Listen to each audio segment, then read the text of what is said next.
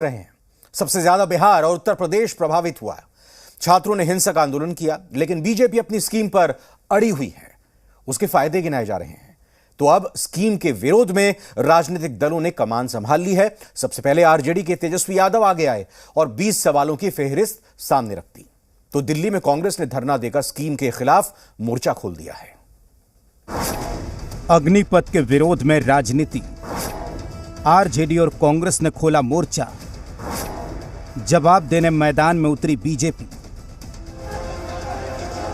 छात्रों के प्रदर्शन के बाद अब सियासी दलों ने अग्निपथ स्कीम का विरोध करना शुरू कर दिया है। बिहार में इसकी कमान तेजस्वी ने संभाली, तो दिल्ली से कांग्रेस ने इसका आगाज कर दिया।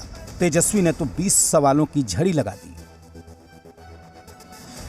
नौजवानों को 2 करोड़ रोजगार देंगे। आज रेलवे को प्राइवेटाइज कर दिया गया, निजीकरण कर दिया गया, आपने देखा होगा।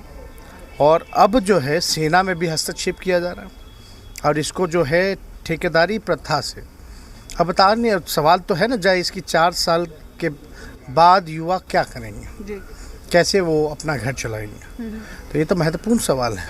एक ऐसी स्कीम को दे दिया है जो इस देश के नवयुवकों को मार डालेगा। ऐसी स्कीम को जो इस देश की सेना जो हमारी देश की सुरक्षा करती है, जिनके सारे तमाम जो यहाँ पे भी आप खड़े हैं, आप सरहद पर जाकर सुरक्षा करते हैं, ऐसी स्कीम है जो इस सेना को खत्म कर देगा। तेजस्वी ने बकायदा दिल्ली में प्रेस कॉन्फ्रेंस कर सवालों की झड़ी लगा दी। बताए कि 1 साल में अग्निवीरों को 90 दिन की छुट्टी मिलेगी या नहीं। अग्निपथ योजना अगर न्याय संगत है तो अफसरों की ठेके पर भर्ती क्यों? ये योजना शिक्षित युवाओं के लिए मनरेगा है या आरएसएस का हिडन एजेंडा?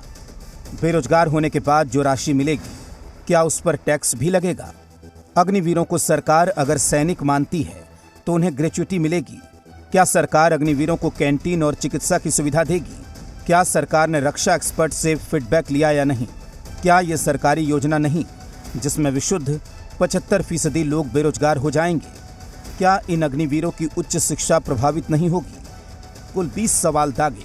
इन सवालों पर बीजेपी जवाब देने के लिए मैदान में आई। जिस तेजस्वी यादव ने सवाल किया, उनको नैतिक अधिकार है किसी सवाल का। जो जॉब के बदले ज़मीन लेते हैं युवाओं से, वो आज सवाल उठा रहे हैं।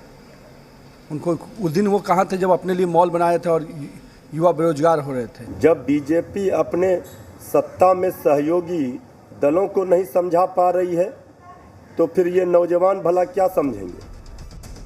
अग्निपथ को लेकर बीजेपी कई फायदे गिना रही है, लेकिन इन फायदों को सेना में जाने की तैयारी करने वाले छात्र नहीं समझ रहे हैं। दानापुर में तैयारी करने वाले छात्र इस स्कीम को वापस लेने की मांग कर रहे हैं। अग्निपथ का वापस लिया जाए, जो नियम नया लगा है टीओडी इसको भी वापस कर दिया जाए, और जो पहले से चल रहा था उसी पर हो, एग्जाम भी हो। पहला बात, ये योजना लाया गया है तो सबसे बड़ा गलती किया गया है। और 4 साल के लिए नौकरी दिया जा रहा है, तो 4 साल में हम लोग तो पढ़ाई से बहुत दूर चले जाएंगे।